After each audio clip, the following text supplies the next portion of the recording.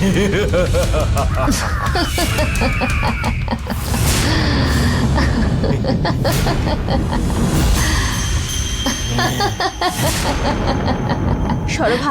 আমাকে ছেড়ে দে। আর কতদিন এভাবে বন্দি করে রাখবি আমাকে? আমাদের প্ল্যান নষ্ট করে দিতে তোকে ছেড়ে দেব নাকি? তাই তোকে আমার এই হাতের মুঠোয় ধরে রাখলেই তুই আর পালাতে পারবি না। কোনো চালাকি করলে তোর পরিণতি আরো খারাপ হবে। প্রত্যেকবার যখন পালাতে যাস তোর কোনো লাভ হয় নাকি? সেই তো সব কিছুর শেষে আমার হাতেই ধরা দিতে হয় তোকে।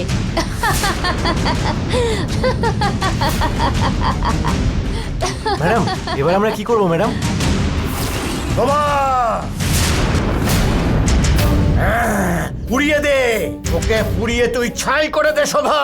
ওর বেঁচে থাকার কোনো অধিকার নেই, যে কোনো ভাবেই ওকে মেরে ফেল শোভা।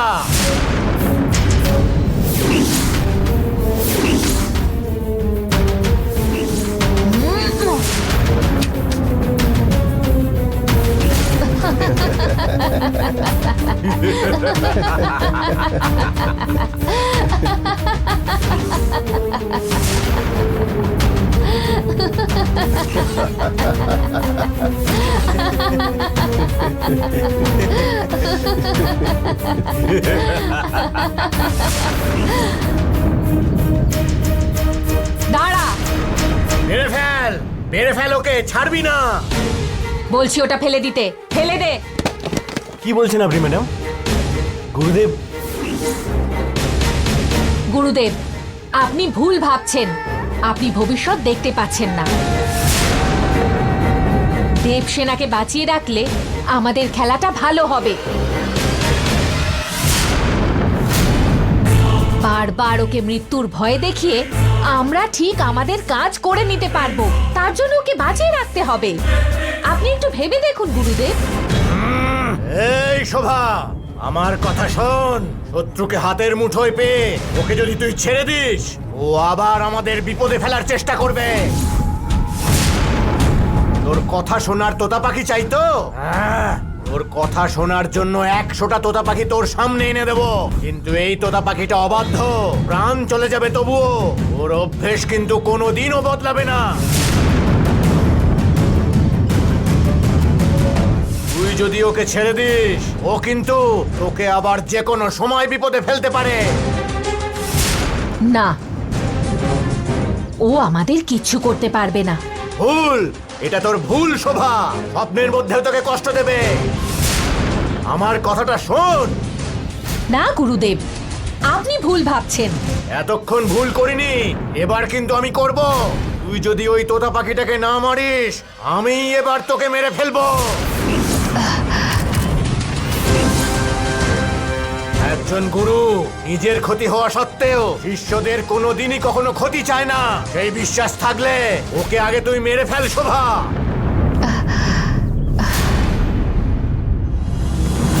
ঠিক আছে, ওকে শেষ করে দে।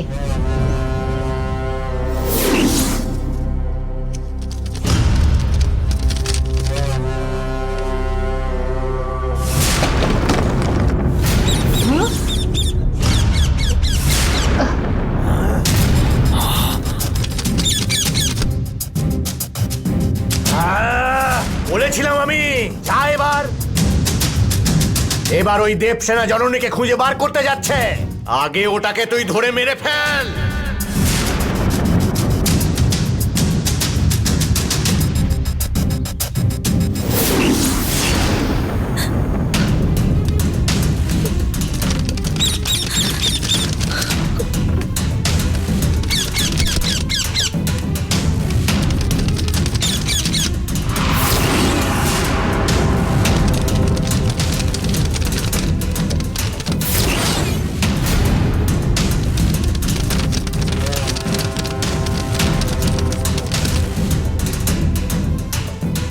ओम ह्रीं पट स्वाहा।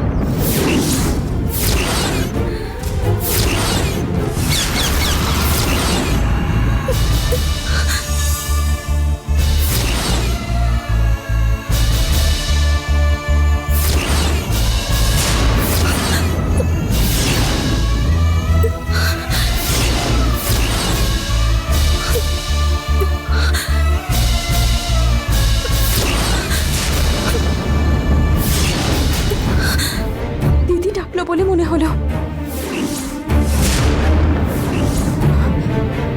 সবই আমার মনের ভুল। ঠিক আছে,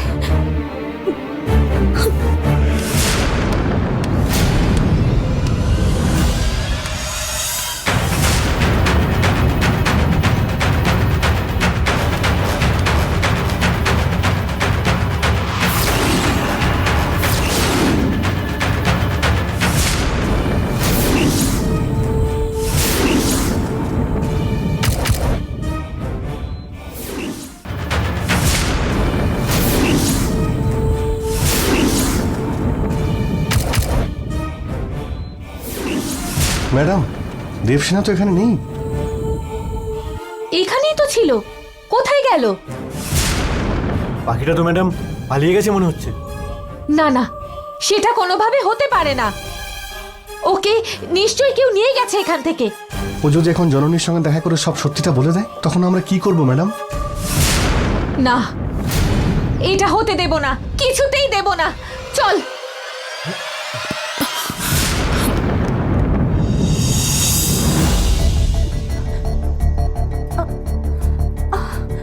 দাঁড়া আগে, এখানে কেন এসেছিস? আন্টি আসলে তোকেই জিজ্ঞেস করছি, উত্তর দে।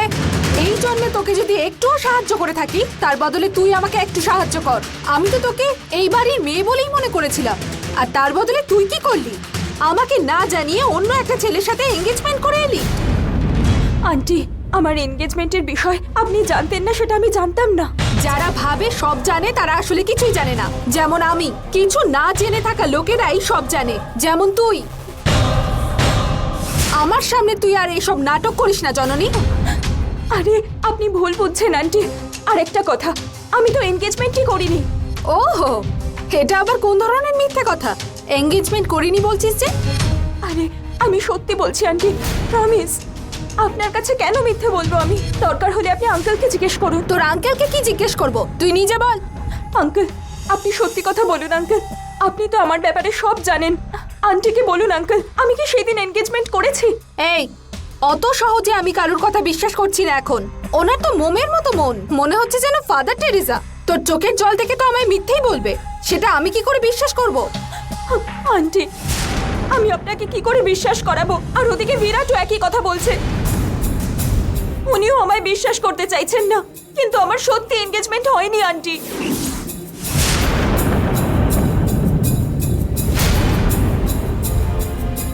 না, আমি এটাকে মানবো না। আন্টি, শোভা ম্যাডাম বললে আপনি বিশ্বাস করবেন? ওনাকেই জিজ্ঞেস করুন, আপনি সত্যিটা জানতে পারবেন। দাঁড়ান, আমি এক্ষুনি ডেকে আনছি ওনাকে।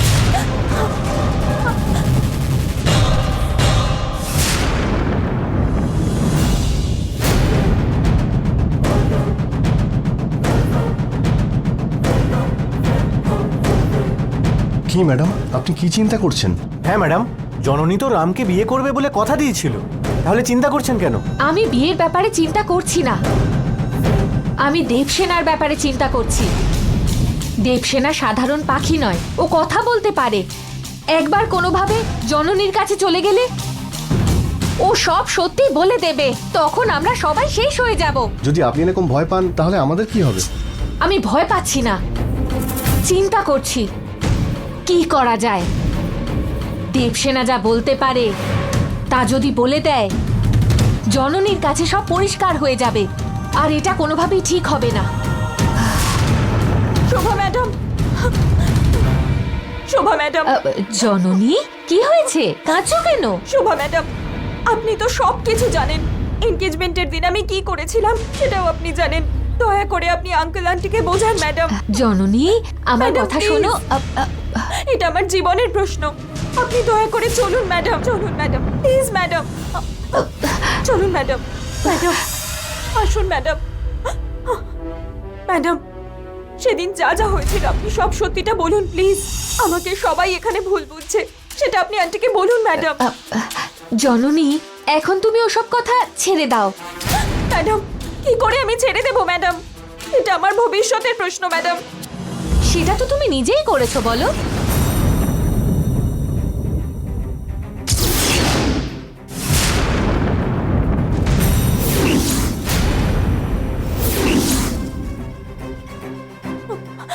আমি? হ্যাঁ, দেখো তোমার আঙ্কেল আন্টি এখানেই আছেন। তুমি যা বলছো সেটা সত্যি হলে তোমাকে ছেড়ে দেবেন।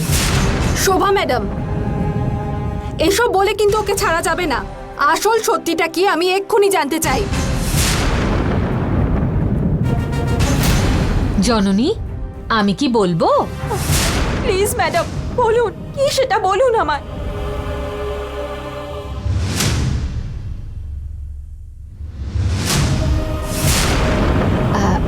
এটা কাউকে বলবো না বলে ভেবেছিলাম। তোমাকে কষ্ট দেওয়ার উদ্দেশ্য কিন্তু আমার নেই। তুমি আমাকে এত ফোর্স করছো তাই আমি বলছি।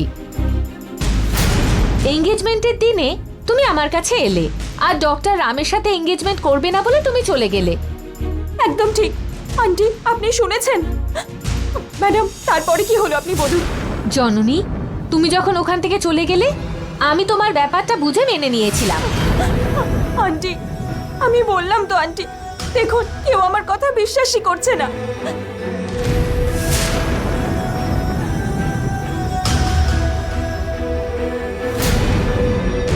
তারপরে কি হলো সেটা আমি বিশ্বাসই করতে পারিনি।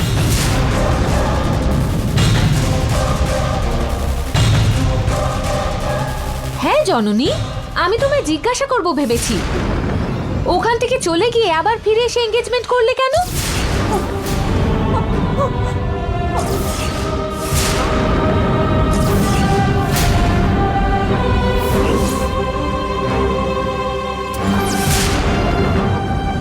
ম্যাডাম,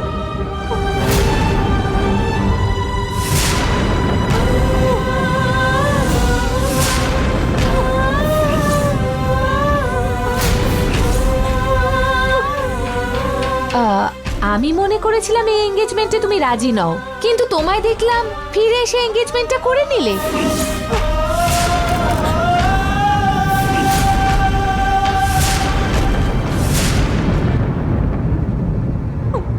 ম্যাডাম, কেন আপনি এরকম বলছেন? যদি পড়েই থাকি তাহলে তো আংটি থাকবে। কোথায় আছে দেখুন।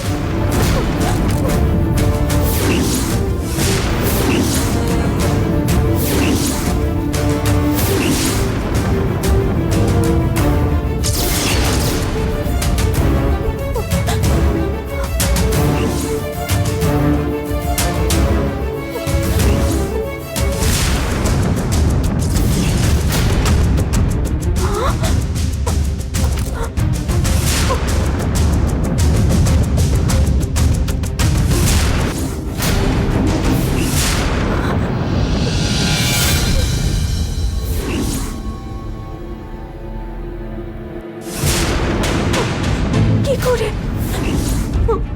এটা কি করে সম্ভব? আমার আঙুলেই আংটি এলো কি করে? অনেক হয়েছে, চুপ কর এবার। আংটিটা দেখানোর জন্য কি আয়না লাগবে? তুই জানিস না, অথচ তোর হাতে আংটিটা এলো কোথা থেকে? আন্টি, না আন্টি, কেন কেউ বিশ্বাস করছে না? আমি এনগেজমেন্টটা করিনি আন্টি। স্টপ ইট জননী, তোমার আঙুলে যে রাম আংটি পরিয়েছে সেটা সবাই দেখেছে। এখন তোমার কথা আর এখানে কেউ মানবে না। ওই অনুষ্ঠানের ফটো এখন আবার বলো না যে কেউ এডিট করেছে। আমার মোবাইলেও ফটো আছে, এক্ষুনি এনে দেখাচ্ছি আমি।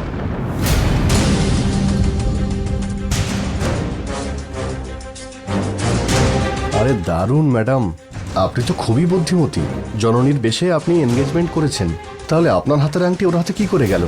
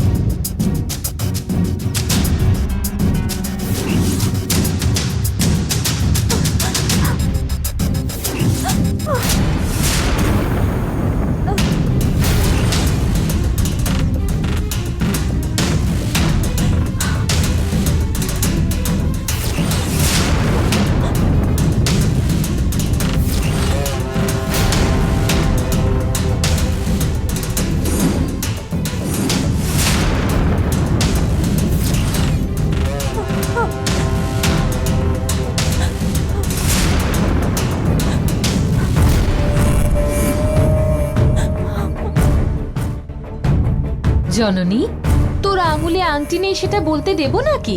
সঠিক সময় এলে তোর এই হাতের আংটিটা ঠিক প্রয়োজন হবে। তুই দেখবি শুধু বাড়ির লোক তোকে ভরসা করছে না সেটাই নয়, আর কেউ কোনোদিন তোকে বিশ্বাস করবে না। শোভা এমনই ব্যবস্থা করবে।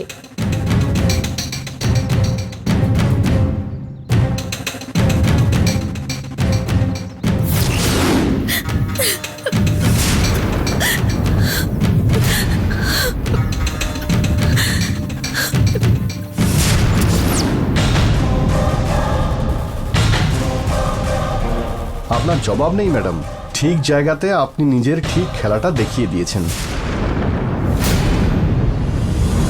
জননী, এই ফটোটা দেখো, এটা তো তোমারই ফটো, তাই না?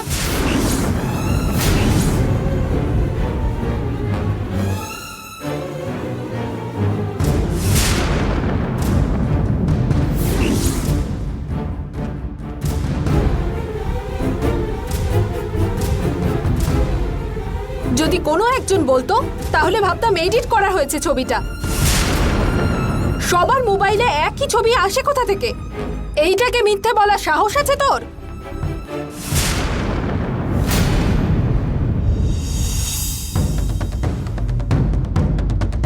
একটা মিথ্যে লোকাবার জন্য আরেকটা মিথ্যে কথা বলছিস জননী? আন্টি, না আন্টি। অনেক হয়েছে। এটা তোর গ্রাম নয় যে তোর বানানো গল্প শুনবে লোকে। তোর সব জিনিস আমি এনে দিচ্ছি, তুই চলে যা। না আন্টি, আপনার ভালোবাসা আশীর্বাদই আমার কাছে সব, আর কিছু চাই না আমি আন্টি। তুই একটু চুপ কর মা। বিলাসিনী একা মেয়ে, ও কোথায় যাবে বলো তো? সম্ভব না গো, একে আমি এই বাড়িতে থাকতে দেব না। কি বলছো তুমি? আমি তোমার কাছে হাত জোর করছি, ও অনেক কষ্ট পেয়েছে, আর তুমি ওর কষ্ট বাড়িও না। আমি তো আর ওকে দুঃখ পেতে বলিনি। ও নিজেই সেই পথে গিয়ে কষ্ট ভোগ করছে, করতে দাও ওকে। ওরকম কথা কেউ বলে? এতে যে ওর অনেক ক্ষতি হয়ে যাবে। দয়া করে বিলাসিনী, আমার কথা শোনো। হবে না, আমি বললাম তো। আমি যা বলছি তোমায় শুনতে বললাম তো। এই বাড়ির মালকিন আমি। তাহলে আমি হলাম সেই মালকিনের মালিক। ওহো, অনেক হয়েছে, অনেক কথা বলতে শিখে গেছো তো।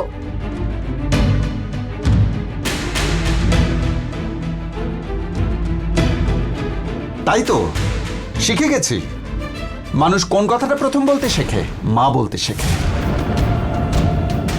মা বলাটা শেখার সময় মাদের সম্মান করাটাও আমি শিখেছিলাম। সেই খুন থেকে দেখে যাচ্ছি যা তা কথা বলে তুমি ওকে অপমান করছো। বিলাসিনী, সব বন্ধু সত্যিকারের বন্ধু হয় না, সব সম্পর্ক রক্তের উপর নির্ভর করে না। একটা মেয়ে হয়ে জন্মে আর একটা মেয়েকে এইভাবে তুমি অপমান করছো, লজ্জা করছে না? শোনো আমার কথাটা। একটা কথা বললে টেনে থাপ্পড় মারবো। তুমি চ্যালেঞ্জ করেছো বলে ওর জীবনটা তুমি নষ্ট করবে? যা ইচ্ছে তাই করো তুমি, কিন্তু ওর এই বাড়িতে জায়গা হবে না। আমি জননীকে আমার মেয়ের জায়গায় রেখেছি। ওর যদি এই বাড়িতে জায়গা না থাকে তবে আমিও এখানে থাকবো না। আর তুমি তোমার সমস্ত অহংকার নিয়ে এই বাড়িতেই পড়ে থাকো। চলে এসো মা জননী, তুমি আর আমি এই বাড়িতে থাকবো না। ড্যাড, আঙ্কেল, না আঙ্কেল, আমার জন্য আপনারা ঝগড়া করবেন না। আরে চলো তো মা, অনেক দিন ধরে কোনো কথা না বলে চুপ করে আছি আমি। দিন দিন ও বেড়ে উঠছে।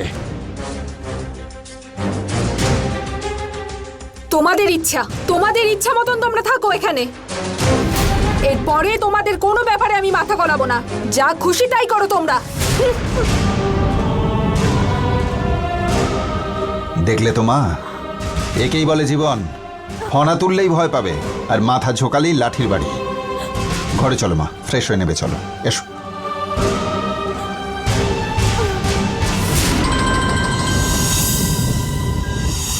হ্যালো, হ্যালো, আমি জননী কথা বলছি, একটু আপনার সাথে কথা ছিল। হাই জননী। হ্যাঁ বলো। প্রিয়জনের কথা যদি কারো মনে পড়ে, তার যে হেঁচকি ওঠে ছোটবেলায়, আমি এটাই শুনেছিলাম। কিন্তু ফোনও যে আসে সেটা আমি আজকে জানলাম। সত্যি বলছি জননী, আমি শুধু তোমার কথাই ভাবছিলাম। I really miss you. না ডক্টর, আমি আপনার সাথে একটা বিষয়ে কথা বলতে চাই। আমাদের যে এনগেজমেন্ট হলো সেটা কি সত্যি হয়েছে? হ্যাঁ, সত্যি হয়েছে। হয়েছে? আমার তো মনে হচ্ছে তুমি ভুলে গেছো, কিন্তু ওই অনুষ্ঠান তো সবাই দেখেছে। কেন, তোমার কি এটা মনে নেই যে আমাদের এনগেজমেন্টটা অত বড় করে হলো? তবে আমি কিন্তু আর খুব বেশি দিন বিয়ের জন্য অপেক্ষা করতে পারবো না। আর আমি কিন্তু কোনো ডুপ্লিকেট কাউকে বিয়ে করছি না, একদম অরিজিনালকেই বিয়ে করছি। কিছু মনে করো না, একটু মজা করলাম। না রাম, কিছু মনে করবেন না আপনি। আপনি যেরকম ভাবছেন সেভাবে আমি ভাবছি না রাম। সেদিন আপনার সাথে আমার এনগেজমেন্ট হয়নি। আপনি নিশ্চয়ই কোনো কনফিউশনে এরকম কথা বলছেন। আরে জননী, আমি কেন কনফিউজড হব? দেখো, ভালোবাসার মানুষকে সবসময় মনে বসানো উচিত। তাকে বাইকে বসানো যেতে পারে বা সিনেমা হলে নিয়ে যাওয়া যেতে পারে, কিন্তু সেটা যদি বিয়ের মণ্ডপ অবধি পৌঁছয় তাকেই বলে প্রকৃত ভালোবাসা। মানে আমাদের সিচুয়েশনটাও ঠিক একই রকম।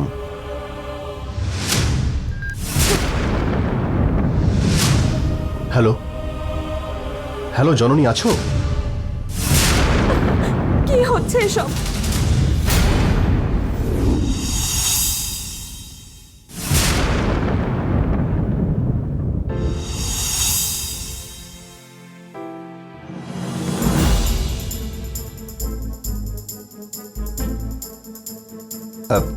আসুন শোভা ম্যাডাম। আপনি কি এত চিন্তা করছেন স্যার? কি আর হবে ম্যাডাম, জননীর ব্যাপারে চিন্তা করছিলাম। এখন তো সব ঠিক হয়ে গেল, আর কিসের চিন্তা স্যার? ওর পরিস্থিতির কথা চিন্তা করলে খুব দুঃখ হয় ম্যাডাম। বিদ্যা, বুদ্ধি, জ্ঞান, অর্থ এসব না থাকলেও একটা ছেলের চলে যায়, কিন্তু এই সব কিছু থাকার পরেও একটা মেয়ের মা থাকাটা খুব জরুরি। বেচারি জননী, ওর অদৃষ্টটাই খুব খারাপ, কিন্তু ঠিক এই সময়তে ওর পাশে মা থাকাটা খুব জরুরি ছিল। সত্যি বলছি ম্যাডাম, আজকে জননী সত্যি বলছে নাকি মিথ্যে বলছে সেটা ওর মা থাকলে হয়তো ঠিকই প্রমাণ হয়ে যেত। বাদ দিন স্যার, যা ঘটে গেছে তা নিয়ে চিন্তা ভাবনা করে লাভ নেই। সন্তানের কাছে মা অমূল্য। আপনি যাই করেন না কেন ওর মা তো ফিরে আসবেন না। যাই হোক না কেন আপনি এত চিন্তা করবেন না, আর চিন্তা করে লাভও নেই। স্যার, রাম খুবই ভালো ছেলে, আপনি দেখেছেন তো, ভালো রোজগার করে। তার থেকেও বেশি জননীকে প্রাণের থেকেও বেশি ভালোবাসে ও। যদি একবার রামের সাথে ওর বিয়ে হয়ে যায়, ও নিজে এত সুখী হবে তখন আপনাকেই নিজে বলবে, দেখে নেবেন। তাই আমি বলছি, যে করেই হোক রামের সাথে ওর এই বিয়েটা আপনাকে দিতে হবে। ঠিক বলেছেন ম্যাডাম, এই ব্যাপারটা আমি চিন্তাই করিনি। ঠিক সময়ে এসে আপনি ঠিক কথাটাই বলেছেন। এক মিনিট ম্যাডাম, আমি এক্ষুনি কথা বলছি।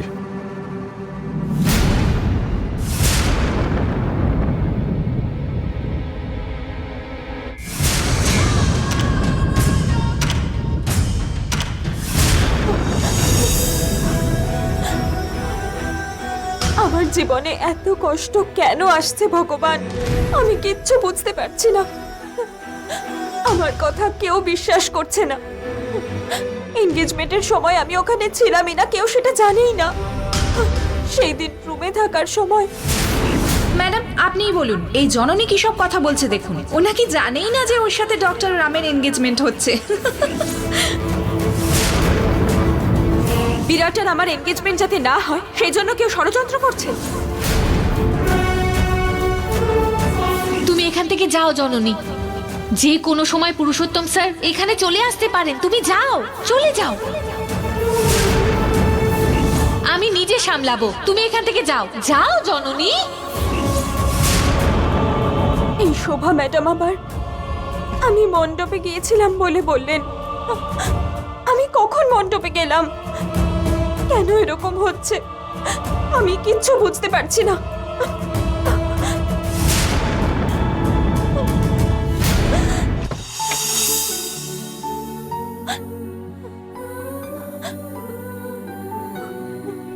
কেন মা জননী, তোমার ঘুম পাচ্ছে না? ঘুম পেলে ঘুমিয়ে পড়ো, কেন চিন্তা করছো? কেন ভয় পাচ্ছ মা? ভয় করছে আঙ্কেল। সবাই বলছে আমার রামের সাথে এনগেজমেন্ট হয়েছে, কিন্তু আমি কিছু জানি না আঙ্কেল। আমি যে সত্যি বলছি তার সাক্ষী খুঁজতে পারবো না আঙ্কেল। ভাগ্য ভালো থাকলে অন্ধকারের মধ্যে নিশ্চিন্তে হাঁটা যায়, কিন্তু ভাগ্য যদি খারাপ থাকে তাহলে সেই মানুষের আর কিছুই করার থাকে না। আমার জীবনেও তাই হয়েছে আঙ্কেল। আমার নিজের লোকেরা আমায় সন্দেহ করছে। আমি এখন কোথায় যাব আঙ্কেল? তোমার কথা আমি বুঝতে পারছি না মা, কিন্তু দেখো সংসারের চোখে তোমার তো রামের সাথে এঙ্গেজমেন্ট হয়ে গেছে মা।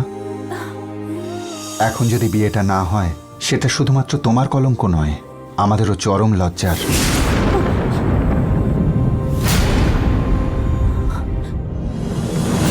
রাম খুব ভালো ছেলে, ওর বাড়ির লোকেরাও ভালো, তোমাকেও পছন্দ করে।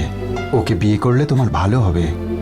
এতে শুধু তোমার জীবনই নয়, আমাদের সবার পক্ষেও এটা ভালোই হবে। ভালো করে চিন্তা করে দেখো মা, তোমায় আমি একটুও জোর করছি না, চিন্তা করে দেখো। দারুণ তো পুরুষোত্তম স্যার, এইভাবে যদি কথা বলেন জননীর মনটাও ঠিক পাল্টে যাবে, আর এইভাবে ঠিক আমার কাজটাও সহজ হয়ে যাবে।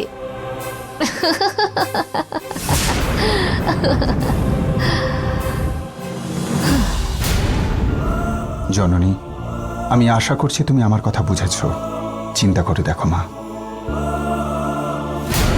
তুমি যে কথাগুলো বলছিলে ওই কপাল ভাগ্য, তার সাথে কিন্তু আরো একটা কথা আছে। জীবন একটা পুতুলের নাচ, আর আমরা হলাম সেই খেলার পুতুল। আমাদের নাচাবার লোক ওপরে রয়েছেন। ওনার ইচ্ছার বাইরে কিছু হয় মা, সব ভালো হবে। তুমি একদম ভয় পেও না মা, একদম ভয় পেও না। এবার শুয়ে পড়ো।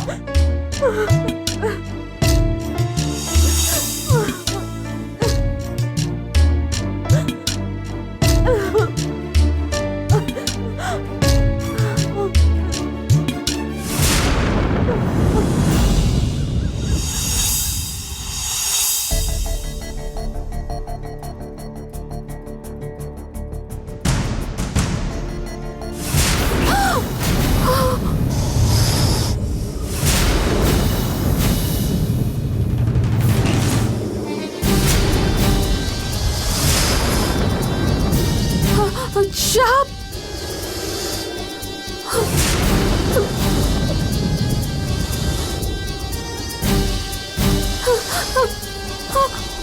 সাপ!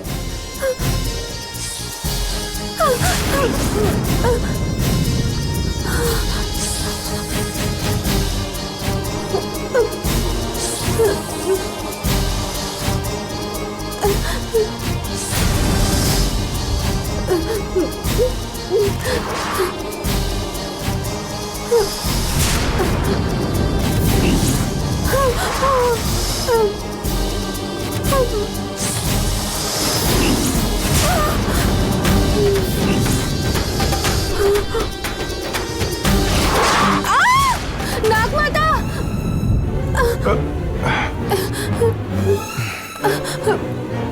কি হলো বলো তো, চিৎকার করছো কেন? সবাই তো কৃষ্ণ গোবিন্দ বলেই ডাকে, তুমি নাগমাতাকে ডাকছো কেন? কি হয়েছে? সাপ গো, সাপ! সাপ? কোথায় সাপ? ফ্রিজে আছে। ফ্রিজে? ফ্রিজে খাবার থাকে, সাপ থাকে না। ছিল গো, 6 ফুট মতো লম্বা, এত বড় ফনা, বড় বড় দাঁত, কি বড় জিভ, কয়লার মতো চোখ। আমার খুব ভয় লাগছে গো। ওটা কি ভয় দেখাতে এসেছিল না বায়োডাটা দিতে এসেছিল? 6 ফুট লম্বা, কালো রঙের, এইসব ডিটেল দিচ্ছ আমাকে? আমার কথাগুলো ইয়ার্কি বলে মনে হচ্ছে? স্বপ্নটাকে তুমি এত সিরিয়াসলি নিলে, আর সেটা নিয়ে আমি ইয়ার্কি করতে পারি না। আগে কাউকে বাড়িতে ডাকতে হ্যাঁ? হবে। তবে সাপ ধরবার লোককে ডাকি। শোনো, বেকার আমাকে উস্কাবে না। স্বপ্নতে আসে সাপ কি ধরা যায় নাকি? তাহলে আর কাকে ডাকবো বলো? ড্রিম ক্যাচার ডাকার জন্য তো আমায় আমেরিকায় যেতে হবে। শোনো, কোনো ভালো জ্যোতিষীকে ডাকতে হবে মনে হচ্ছে। বারবার করে স্বপ্নে সাপ আসা মানে আমাদের নিশ্চয়ই কোনো সংস্কার করতে হবে। সাপ সংস্কার করতে হবে বলে কিছু নেই, বুঝলে? ওই সব করবার আগে তোমাকে অনেক বেশি সংসারী হয়ে উঠতে হবে। সূর্য উঠবার আগে স্নান করে দরজা খুলে দোরগোড়ায় জল ঢেলে স্বামীকে গরম গরম কফি এনে দিতে হবে। একে বলে সংসারী। এটা করতে পারলে তোমার স্বামীও তোমাকে আর তোমার বাড়িকে বুক দিয়ে রক্ষা করবে।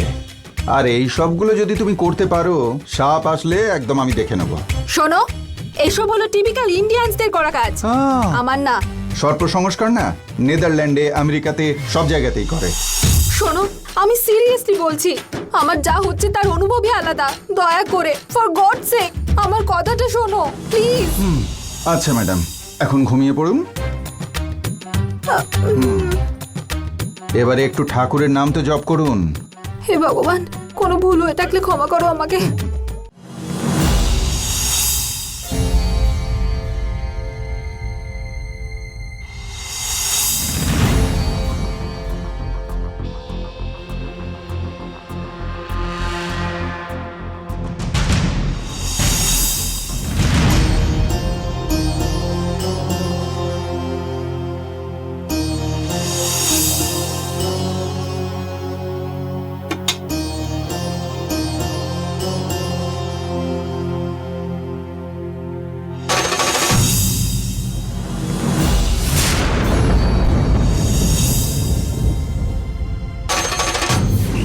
ম্যাডাম, কেন এরকম বলছেন আপনি? পড়ে থাকলে আংটি হাতে থাকতো। কোথায় আছে দেখুন।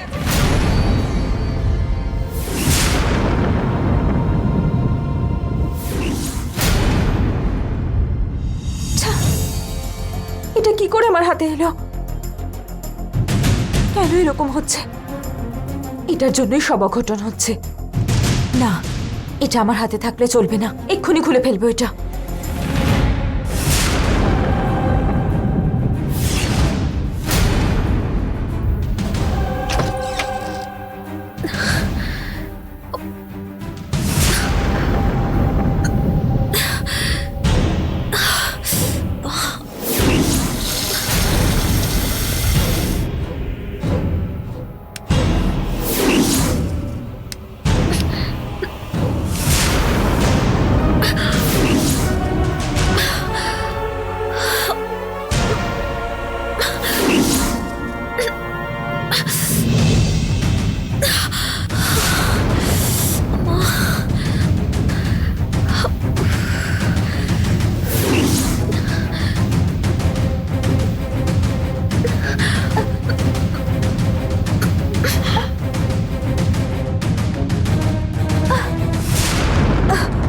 কি হচ্ছে?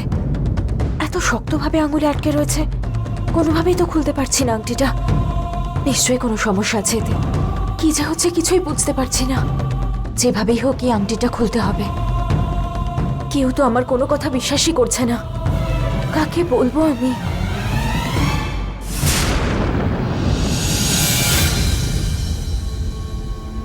হ্যাঁ, দেবসেনা দিদি। দিদি আমার কথা নিশ্চয়ই বুঝতে পারবে। ওকে এই সব কিছু বলা উচিত আমার। আশ্রমে অনেক দিন থেকে পুজো করেছে।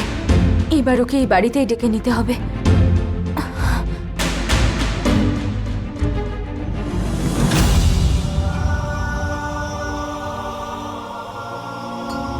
হ্যালো। হ্যালো, নমস্কার, আমি জননী কথা বলছি। বলুন ম্যাডাম। ওখানে আমার দিদি দেবসেনা আছে, ওনাকে একটু ডেকে দেবেন? ওই নামে এখানে তো কেউ নেই ম্যাডাম। ওখানে নেই? না, আপনার কোথাও ভুল হচ্ছে। দিদি ওখানেই আছে, একটু দেখে বলুন না প্লিজ। না ম্যাডাম, সেরকম এখানে কেউ নেই।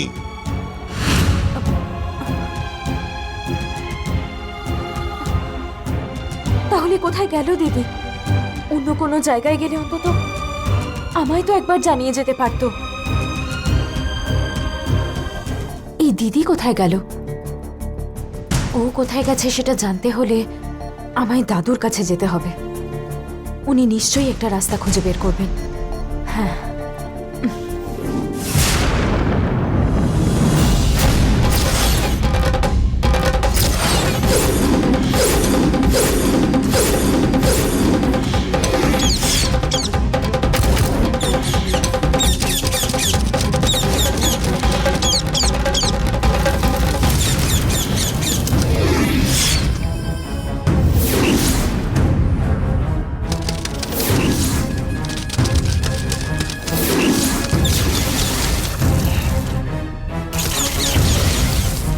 জননী,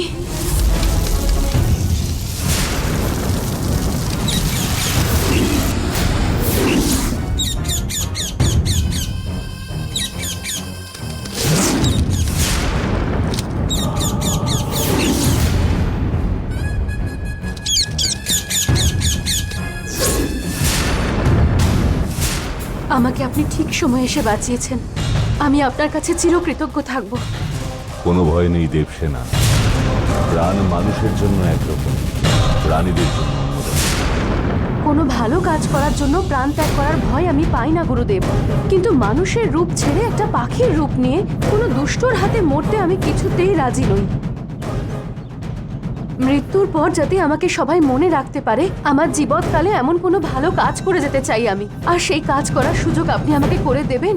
বল কি করতে চাস? আমি আমার বোনের জীবনটা ঠিক করতে চাই।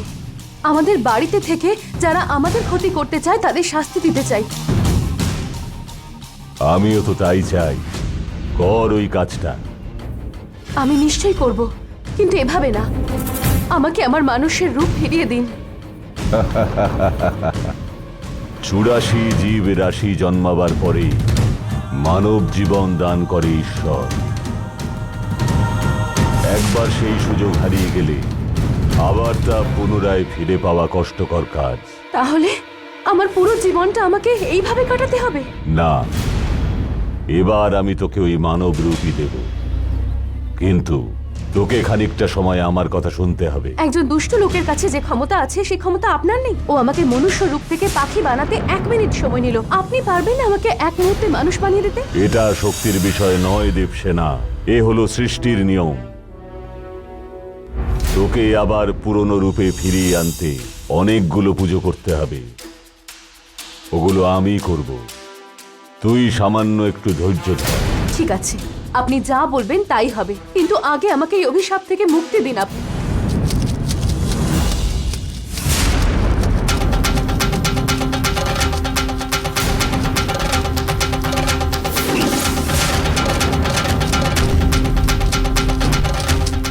দেবসেনা, তুই আমার মন্ত্র শক্তিতে সুরক্ষিত থাক।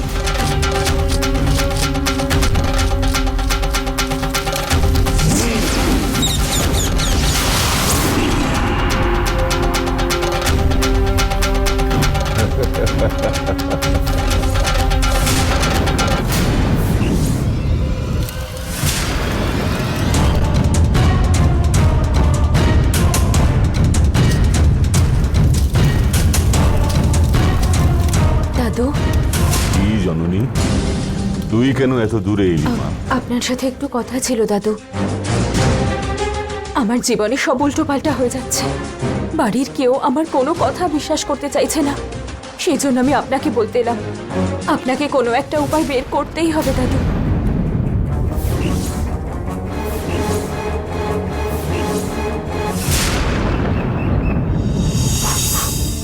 পুরুষোত্তম, বলুন কি ব্যাপার? স্যার, আসলে আমার স্ত্রীকে নিয়ে আসলে একটা সমস্যা হচ্ছে। ওইটা আমার স্ত্রীর একার সমস্যা বলে ভাবলে ভুল হবে। এটা বাড়ির সমস্যা হয়ে দাঁড়াচ্ছে, আর সেই জন্যে আপনার কাছে একটা পরামর্শ করতে এলাম। এতে আবার কি সমস্যা হয়েছে? আসলে ও আসলে সাপের ভয়ঙ্কর স্বপ্ন দেখে, খুবই ভয়ঙ্কর। গিলতে আসে, ভয় পেয়ে যখন জেগে ওঠে তখন বুঝতে পারে স্বপ্ন। এটা কিন্তু শুধুমাত্র একদিনের নয়, প্রত্যেক দিনই একই স্বপ্ন দেখছে। সেই জন্যে আপনার কাছে একটা সলিউশন নিতে এলাম আমি। এটার জন্য একটু গণনা করে দেখতে হবে। আসুন।